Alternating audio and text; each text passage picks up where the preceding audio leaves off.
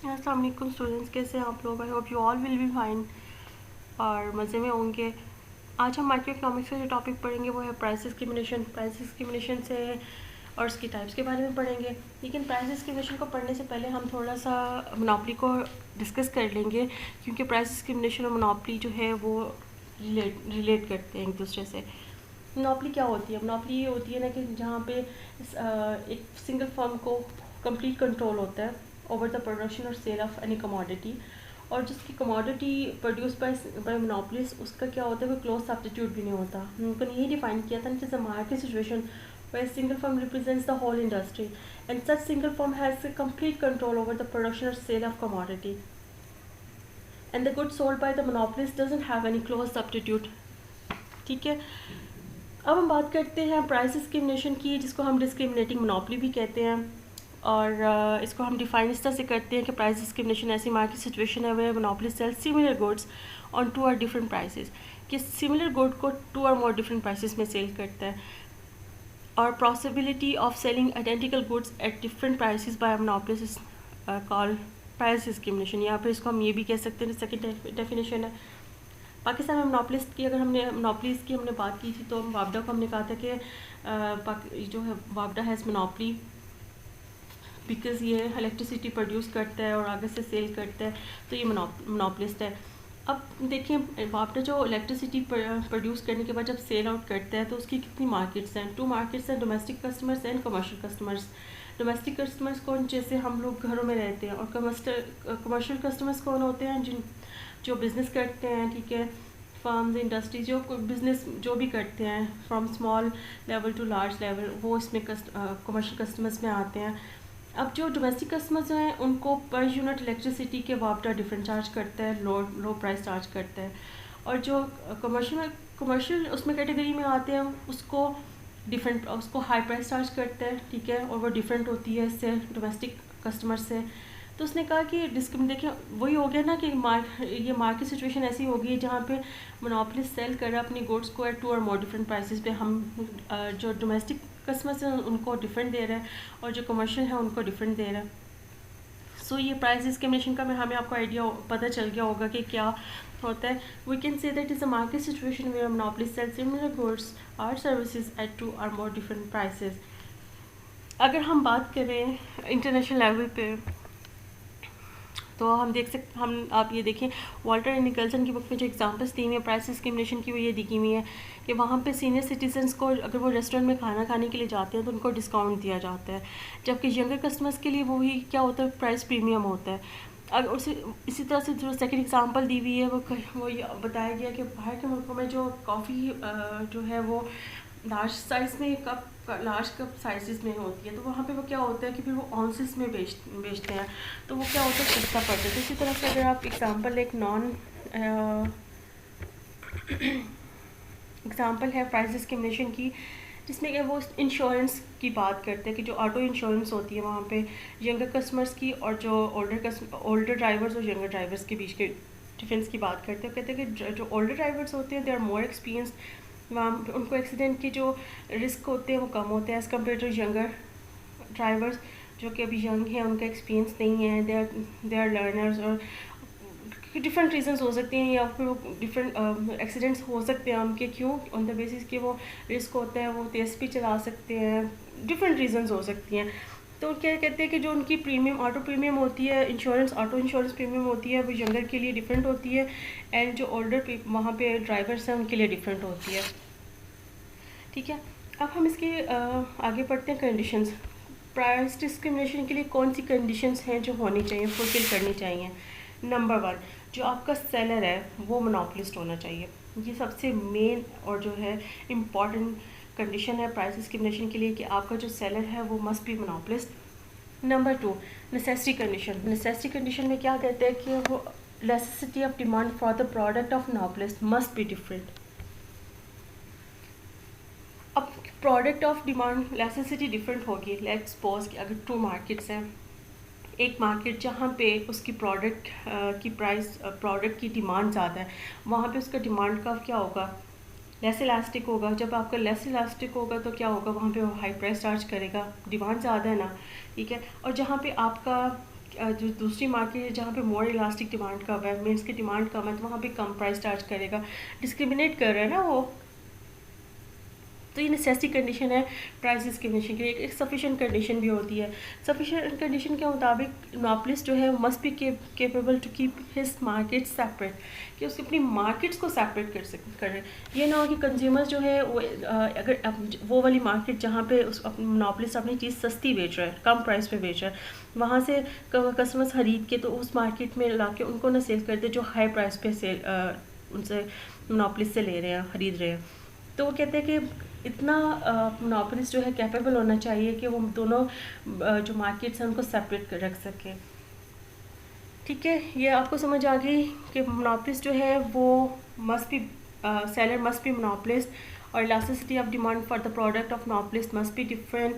And number third, sufficient condition क्या है कि capable to keep his market separate. इसके बाद जो आता है वो टाइप्स ऑफ प्राइस डिस्क्रिमिनेशन आती हैं। प्राइस डिस्क्रिमिनेशन की टाइप्स क्या होती हैं? Price discrimination due to person, इसमें क्या होता है कि monopolist charges different prices on the ground of differences in customers and we call it price discrimination due to person. For example हम एग्जांपल लेते हैं डॉक्टर्स जो कि जब प्राइवेट प्रैक्टिस करते हैं अपने क्लिनिक्स पे, तो वो चार्ज करते हैं फुल प्राइस, अच्छी खासी आपको फ़ी चार्ज करते हैं।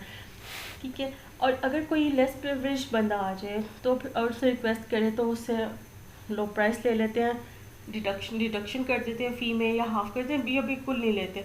सो ये ऐसा होता है सिनेरियो। नंबर 2 पे हम बात करते हैं प्राइसेस के लिए ड्यू टू प्लेस, कि monopolist charges different prices on the account of difference in places is called price discrimination due to place.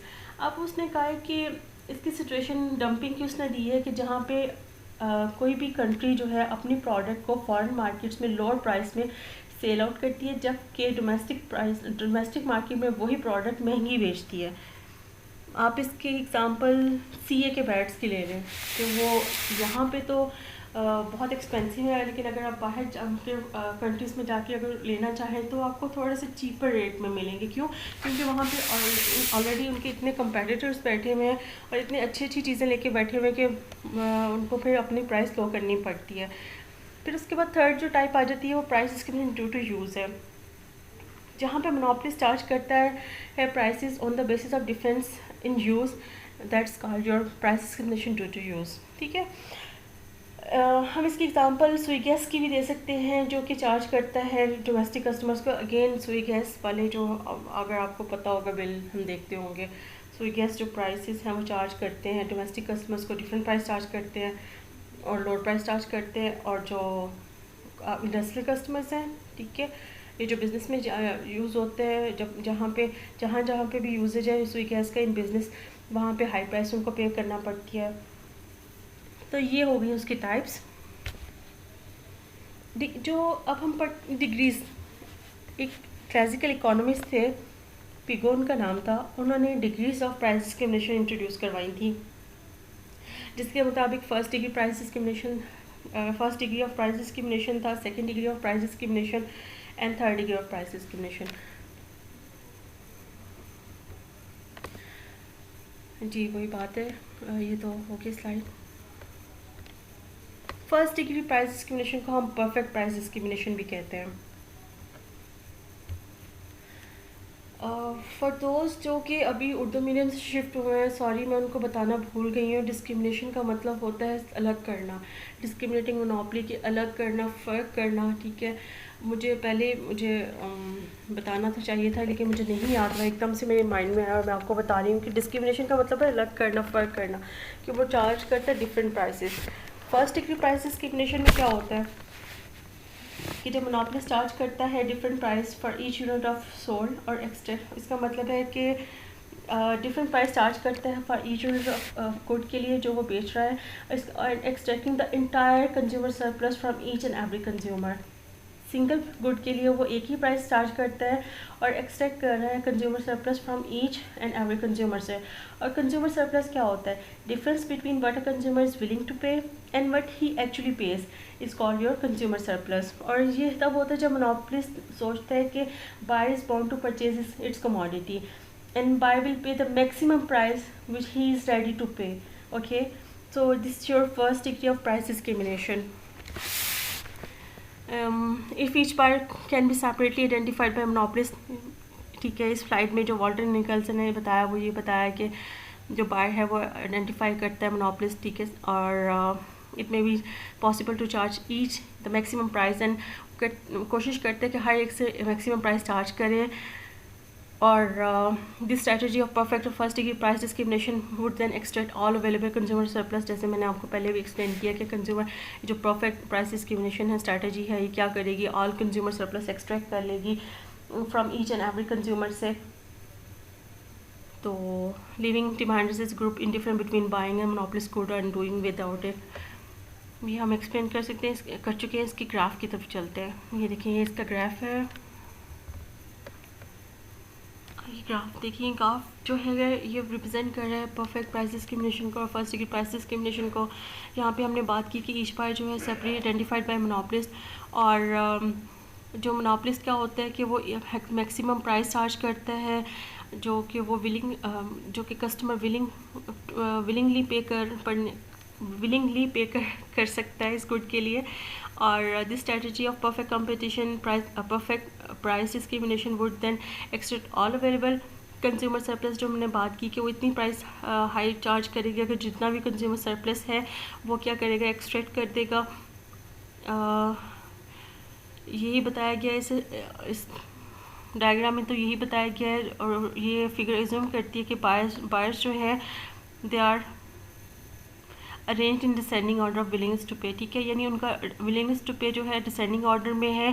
तो जो फर्स्ट बायर है उसका P1 पे करेगा for Q1 units of output. तो मोनोपोलिस्ट चार्ज करेगा price P1 and obtain, और जो रेवेन्यू करेगा वो क्या होंगे, P1 Q1, जैसे कि लाइटली शेडेड एरिया से दिखाया गया है। उसके बाद जो सेकंड बायर है वो उसका विलिंगनेस टू पे जो है, विलिंग टू पे है up to price P2 for Q2 minus Q1। देखिए वही P2 पे विलिंग ही वांट्स टू पे P2 for the Q2 minus Q1 output के लिए।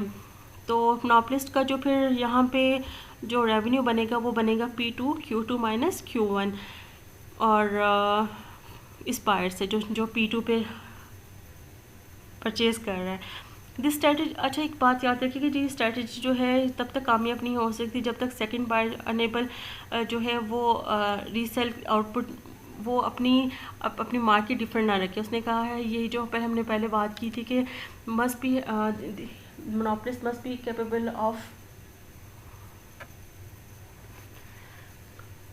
टू कीप मार्केट सेपरेट, ठीक है, कि अपनी मार्केट को सेपरेट रखने में मोनोपोलिस्ट कामयाब हो जाए तो फिर उसकी स्ट्रैटेजी जो है ये कामयाब होगी। अदरवाइज़ अगर वो P2 वाला बायर अगर सस्ती चीज़ लेके आके P1 वाले बायर को बेच देगा तो क्या होगा, फिर उसको प्रॉफिट तो नहीं होगा ना, फिर तो उसका इंडिफरेंट नहीं रहेंगी चीज़ें। तो कह रहे हैं कि मोनोपोलिस्ट फिर इस तरह से अगर कंटिन्यू करता जाएगा डिसेंडिंग ऑर्डर में, तो फिर क्या होगा, जो मार्जिनल बायर है वो उसकी जो विलिंगनेस टू पे होगी वो क्या होगी, वो मार्जिनल कॉस्ट, क्योंकि हमें बताया गया कि ये मार्जिनल कॉस्ट जो है वो स्ट्रेट है। तो मार्जिनल कॉस्ट में फिर टोटल क्वांटिटी जो है वो प्रोड्यूस हो गया है जिस पॉइंट क्यू स्टार से उन्होंने रिप्रेजेंट किया इसको। टोटल रेवेन्यूज कलेक्टेड जो कि उससे मिले हैं वो शो किया गया है DEQ, आपको DEQ स्टार, और ये 0, ये इसके रेवेन्यूज़ बन जाएंगे। ऑल कंज्यूमर सरप्लस आपको पता चल रहा है कि उसने एक्सट्रैक्ट कर लिया मोनोपोलिस्ट ने, and there is no dead weight loss in this situation. Dead weight loss क्या होता है? डेड वेट लॉस जो है वो एक ऐसी कॉस्ट है जो सोसाइटी फेस करती है due to which is created by the market inefficiency. जब डिमांड और सप्लाई आउट ऑफ इक्विलिब्रियम हो तो ये फेस करना पड़ता है आपको। और डेड वेट लॉस जो है वो ये can be apply to any deficiency cost by inefficient allocation of resources, ठीक है। ये आपको मैंने आई थिंक पता ही होगा, लेकिन फिर भी ज़रा मैंने रिवाइज़ कर दिया आप लोगों के लिए। क्योंकि हमने कहा कि परफेक्ट प्राइस डिस्क्रिमिनेशन में कोई डेड वेट लॉस नहीं होगा, तो हम क्या कह सकते हैं, allocation of resources in perfect price discrimination जो है वो एफिशिएंट है। और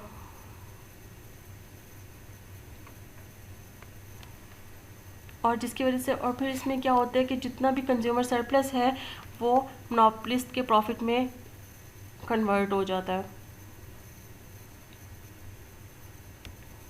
ये हमारी फर्स्ट डिग्री प्राइस डिस्क्रिमिनेशन थी, या जिसको हम सिंगल परफेक्ट प्राइस डिस्क्रिमिनेशन भी कहते हैं, या सिंगल डिस्क्रिमिनेटरी पॉलिसी भी कहते हैं। ये वही बात की भी है कि under price discrimination monopoly charges different prices to each buyer.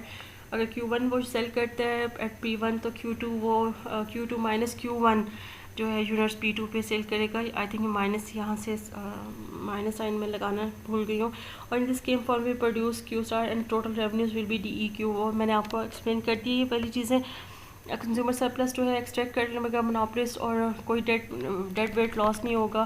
क्योंकि एलोकेशन ऑफ रिसोर्सेज हैं परफेक्ट प्राइस डिस्क्रिमिनेशन में एफिशिएंट है, और जितना भी कंज्यूमर सरप्लस है वो ट्रांसफ़र हो जाएगा मोनोपोलिस्ट के प्रॉफिट में। सेकेंड डिग्री प्राइस डिस्क्रिमिनेशन क्या होती है? सेकेंड डिग्री प्राइस डिस्क्रिमिनेशन जो है वो लिमिटिंग केस है। रियल लाइफ में अगर हम देखें तो मोनोपोली जो है एक रियल लाइफ में क्या होता है कि एक जस्ट अ पार्ट जो होता है कंज्यूमर सरप्लस का वो मोनोपोलिस्ट जो है एक्सट्रैक्ट करता है, ठीक है। And this accomplish bye means of multi part pricing scheme, और उसको हम सेकेंड डिग्री प्राइस डिस्क्रिमिनेशन भी कहते हैं। सिमिलरली यहाँ पे उसने ये कहा है कि in this type monopoly choose price schedule that provides incentive to demanders to separate themselves depending on how much they wish to buy, ठीक है। क्या करते हैं कि डिफरेंट प्राइस स्कीम्स वो चार्ज करते हैं, डिफरेंट ग्रुप्स में डिवाइड्स को डिवाइड करते हैं और फिर डिफरेंट प्राइसेस उनसे चार्ज करते हैं, ठीक। और ये जो चार्ज है ये डिस्काउंट्स में भी हो सकता है, सेल में भी हो सकता है, टाइम सेल्स में भी हो सकता है। इसको हम क्या करते हैं, कवर चार्जेस देते हैं, ठीक है। क्योंकि आपने बात की कि सेकेंड डिग्री प्राइस डिस्क्रिमिनेशन में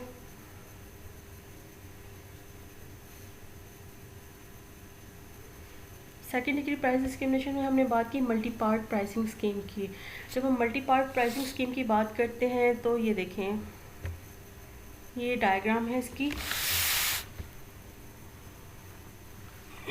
आई थिंक ये बेस्ट है जो कि मल्टी पार्ट प्राइसिंग स्कीम को रिप्रेजेंट कर रहा है कि इन दिस फिगर अगर आप देखें कि एट प्राइस P1 उससे एट प्राइस P1 क्या कर रहा है, वो Q1 सेल कर रहा है। उसके बाद क्या कर रहा है कि प्राइस P2 पे वो जो क्वांटिटी सेल कर रहा है वो Q1 टू Q2 है, और प्राइस सबसे लोअर प्राइस जो प्राइस 3 है वहाँ पे Q3 सेल आउट कर रहा है। इसका मतलब है कि रेवेन्यू जो है डिस्क्रिमिनेटिंग मोनोपोलिस्ट की वो ग्रेटर है देन सिंपल मोनोपोलिस्ट। और ये शेडेड एरिया से दिखाया भी गया कि अगर सिंपल मोनोपोलिस्ट होता तो उसने एक ही प्राइस चार्ज करनी थी, और यहाँ पे अगर लेट्स सपोज होती तो बाकी जो था वो उसने मिस कर देना था। लेकिन डिस्क्रिमिनेटिंग मोनोपोलिस्ट में क्या होता है, डिस्क्रिमिनेटिंग मोनोपोलिस्ट क्या करता है, डिफरेंट प्राइस चार्ज करता है, तो डिफरेंट ग्रुप्स के लिए। मल्टी पार्ट प्राइसिंग स्कीम यानी सेकेंड डिग्री प्राइस डिस्क्रिमिनेशन में हमने यही पढ़ा कि डिफरेंट ग्रुप्स में बना लेते हैं, डिफरेंट प्राइसेस चार्ज करता है, उसका प्रॉफिट क्या होता है, ज़्यादा हो जाता है। मोनोपोलिस्ट जैसे ही प्राइस डाउन करता है, जैसे ही ज़्यादा लोग पर डिमांड करते हैं उसकी ज़्यादा चीज़ें सेल आउट होती हैं, जिसका मतलब है कि वो कंज्यूमर सरप्लस का जो है वो पार्ट छोड़ रहा है जो कि कंज्यूमर इंजॉय कर सकता था। In this type of monopoly plans जो हैं वो अडॉप्टेड में मोनोपोली ये बहुत ग्रेटर प्रॉफिट देते हैं as compare to single price policy. Single price policy कौन सी थी, परफेक्ट प्राइस डिस्क्रिमिनेशन को हम सिंगल प्राइस पॉलिसी कहते हैं। Because the schedules will result in demand paying different prices for identical goods. देखें वो आइडेंटिकल गुड्स के लिए डिफरेंट प्राइसेस दे रहे हैं। और उसने कहा कि this form of second degree price discrimination is feasible only when there are no arbitrage possibilities. ये तभी फ़ायदेमंद है जब आर्बिट्रेज पॉसिबिलिटीज़ नहीं होंगी। आर्बिट्रेज क्या होता है कि साइमल्टेनियसली बाइंग और सेलिंग है वो इन डिफरेंट मार्केट्स, या ठीक है साइमल्टेनियसली बाइंग और selling of commodities in different markets. ये तभी ये सेकेंड डिग्री है प्राइस डिस्क्रिमिनेशन जो है फिजिबल होगी जब यहाँ पे आर्बिट्रेज पॉसिबिलिटीज़ नहीं होगी। आर्बिट्रेज पॉसिबिलिटीज़ का मतलब कि साइमल्टेनियस बाइंग और selling of commodity in different markets को रिप्रेजेंट करता है। कि जब तक अगर साइमल्टेनियसली बाइंग और सेलिंग होगी तो फिर क्या होगा, फिर फ़ायदा नहीं होगा। तो ये मल्टी प्राइसिंग जो स्कीम है जिसको हम सेकेंड डिग्री प्राइस डिस्क्रिमिनेशन भी कहते हैं, वो ज़्यादा प्रॉफिट जो है वो यील्ड करती है, क्योंकि ये डिफरेंट डिफरेंट ग्रुप्स के लिए डिफरेंट प्राइसेस चार्ज करती है।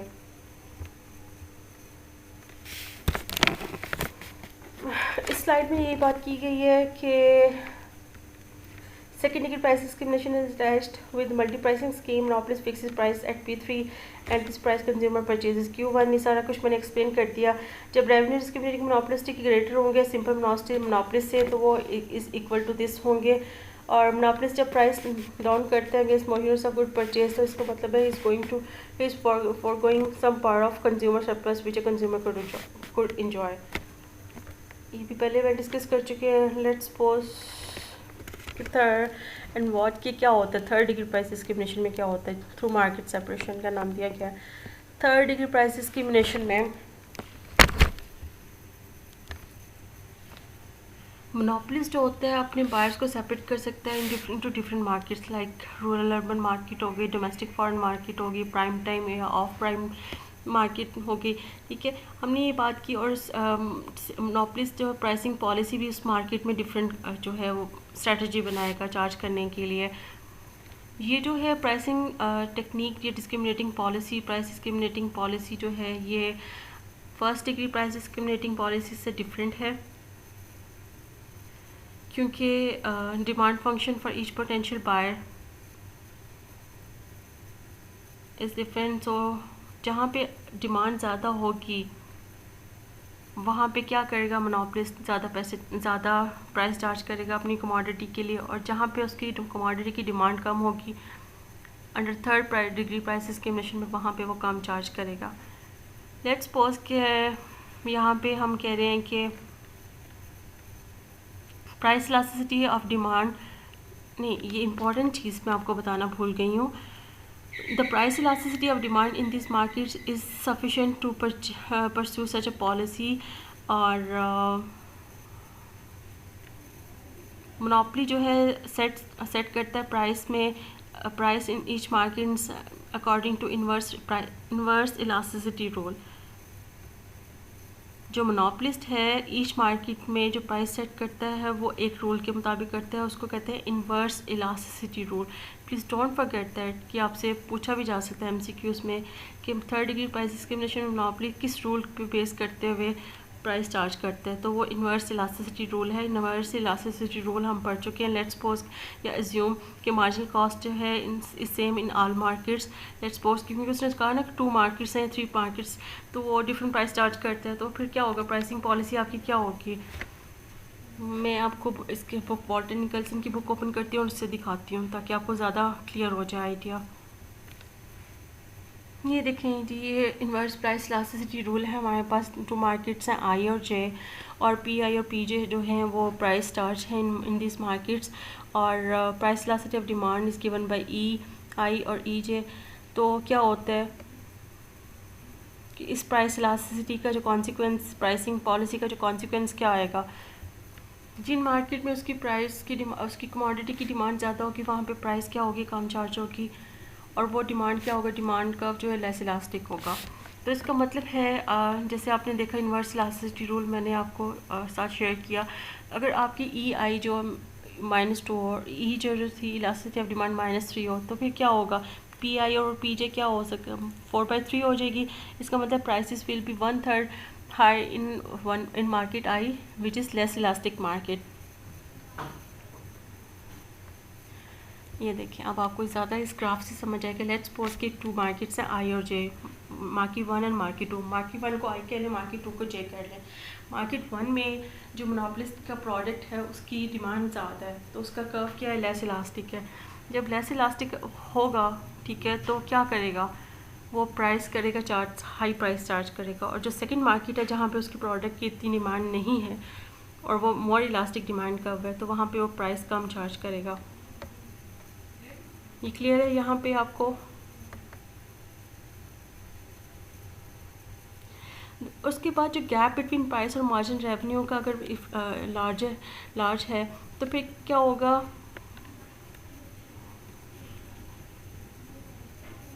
तो प्रॉफिट मैक्सिमाइजेशन हाई प्राइस की वजह से जो हाई, जहाँ पे उसने प्राइस हाई चार्ज की है वहाँ पे उसकी प्रॉफिट ज़्यादा होंगे। लेट्स सपोज कि अगर यहाँ पे ये लेस इलास्टिक डिमांड थी, यहाँ पे उसने हाई प्राइस चार्ज कर ली।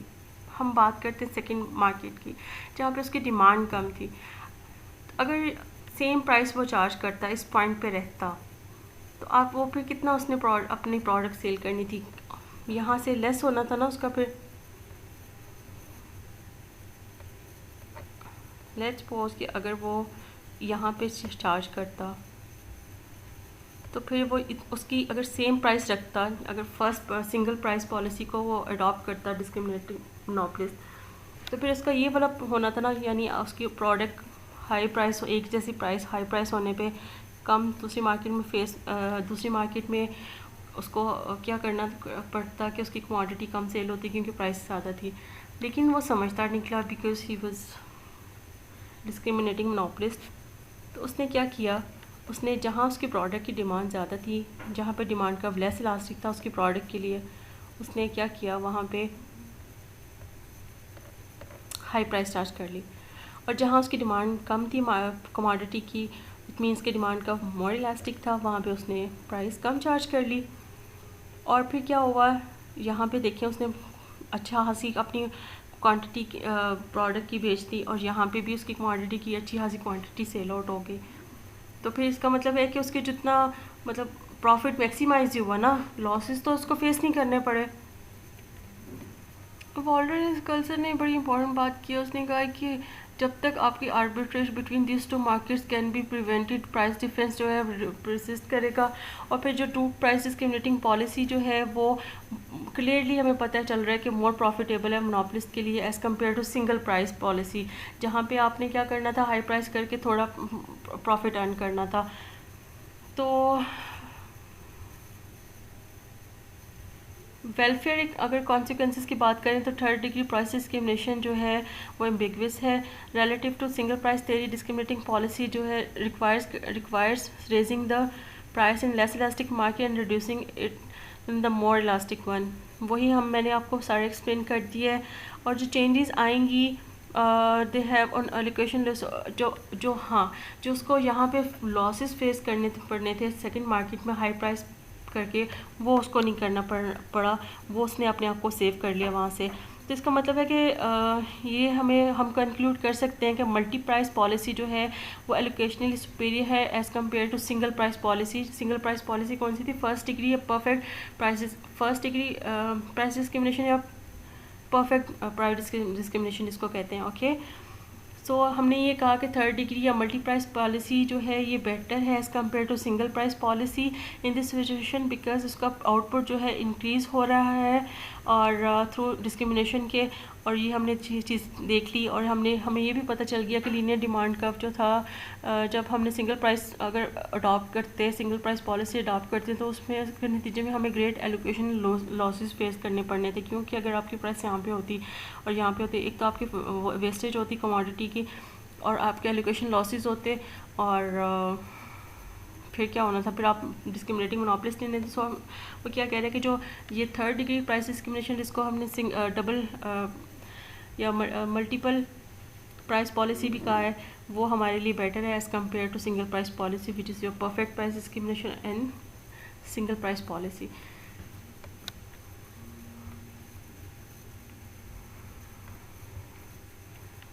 जी वही मैंने एक्सप्लेनेशन आगे दी है कि मोनोपोलिस्ट जो है सेट करता है प्राइसेस को डिफरेंट मार्केट में different according to inverse elasticity rule के। और टू मार्केट्स जो हैं वो डिफरेंट हैं, उनका जो serve at constant marginal cost आपने देखा हो कांस्टेंट है दोनों की। और डिमांड ये मैं आपको शो भी कर देती हूँ, मार्जिनल कॉस्ट जो है कांस्टेंट है दोनों मार्केट्स में, और डिमांड जो है लेस इलास्टिक है मार्केट वन में, इसलिए वो वहाँ पे प्राइस ज़्यादा चार्ज करेगा, और मार्केट टू में जब है वो मोर इलास्टिक है वहाँ पे कम प्राइस चार्ज करेगा। सो कह रहे हैं gap between price and margin revenue is larger that in farmer market. फिर बात कर रहे हैं कि टू प्राइस डिस्क्रिमिनेटिंग पॉलिसी जो है, इसको उसने टू प्राइस डिस्क्रिमिनेटिंग पॉलिसी का है, मल्टी प्राइस डिस्क्रिमिनेटिंग पॉलिसी का है, लेकिन इट्स बेटर कि आप इसको टू प्राइस ही कीजिए। मल्टी प्राइस पे हमने जो सेकंड डिग्री प्राइस डिस्क्रिमिनेशन की बात की, हमने मल्टी पार्ट प्राइसिंग जो है हमने वहाँ पे डिस्कस कर लिया था। So to price discriminating policy जो है मोर प्रॉफिटेबल है as compare to single price policy, ये भी हमने डिफाइन कर लिया। और welfare of economics, welfare consequences में अगर हम देखें थर्ड डिग्री प्राइस डिस्क्रिमिनेशन के, तो वो एम्बिगुअस हैं। और हम कंक्लूड कर सकते हैं ये कि जो मार्केट लेस इलास्टिक मार्केट थी वहाँ पे रिड्यूसिंग प्राइस, वहाँ पे प्राइस टेस्ट करने से और मोर इलास्टिक जहाँ पे डिमांड कम थी वहाँ पे प्राइस रिड्यूस करने से आपके क्या हुए, आपके प्रॉफिट ज़्यादा हुए। अगर आप यही रहने देते कि जितना लेस इलास्टिक एक सिंगल प्राइस पॉलिसी रखते दोनों मार्केट में, यानी लास्ट लाइन का मतलब है कि अगर आप दोनों मार्केट में एक ही प्राइस चार्ज करते तो आपको शायद एलोकेशन लॉसेस फेस करना पड़े, शायद ही यकीनन करने पड़ते, क्योंकि हाई प्राइस पे आपने क्या किया था, आपने देखा था कि कम क्वांटिटी जो है वो सेल आउट हो रही थी। So we can say that multi-price policy will be allocation superior to as a single price policy only in situation जब total output is increased through discrimination. Okay, और क्लास ये जो टॉपिक था ये मैंने प्रिपेयर किया वॉल्टर निकल्सन क्रिस्टोफर सैंडर्स से, 11th addition था। और अगर आपने मज़ीद इसको डिस्कस करना है डिटेल में तो हम लोग जूम क्लास में कर लेंगे। और डिटेल में अगर पढ़ना चाह रहे हैं तो आप इस वॉल्टर निकल्सन की जो बुक मैंने आपको रिकमेंड की है आप इसको कर सकते हैं। मेरा लेक्चर भी आज का इसी में से था। So thank you so much class, have a good day. I hope कि आपको समझ आ गया होगा, और जो पॉइंट समझने हैं उनको नोट डाउन कर लीजिएगा, हम लोग जूम क्लास में डिस्कस कर लेंगे। ठीक है, अल्लाह हाफ़िज़।